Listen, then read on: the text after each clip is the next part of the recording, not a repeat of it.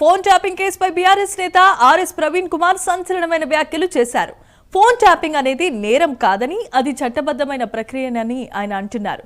Phone tapping వ్యవహారంలో హరీష్ రావుపై పెట్టిన case చెల్లదని supreme court చెప్పింది.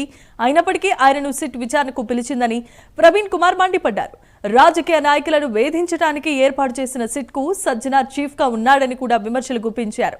ఫోన్ ట్యాపింగ్ కేసు విచారణ చేసే అర్హత సజ్జనార్కు లేదంటూ ఆయన ధ్వజమెత్తారు. సంబంధం లేని ఈ ట్యాపింగ్ కేసుకు ఈరోజు జూబ్లీ హిల్స్కు పిలిపించడం, గంటల తరబడి విచారించడం, మొన్న హరీష్ రావు గారిని విచారించడం, ఇంకా కొంతమంది ఎమ్మెల్సీలను ఎమ్మెల్యేలను విచారించడం పూర్తిగా బీఆర్ఎస్ పార్టీ ఖండిస్తున్నది. ఈ ట్యాపింగ్ అనేది నేరం కాదు అనేది తెలంగాణ ప్రజలందరూ కూడా గుర్తించాలి.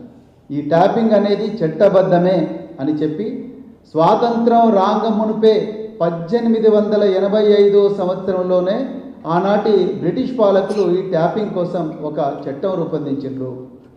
భారతదేశం స్వాతంత్రం వచ్చిన తర్వాత కూడా ఈ ట్యాపింగ్ కంటిన్యూ అవుతూనే ఉన్నది. దేశంలో ఉండే కేంద్ర ప్రభుత్వం, దేశంలో ఉండే రకరకాల రాష్ట్ర ప్రభుత్వాలన్నీ కూడా దేశ రక్షణ కోసం అంతర్గత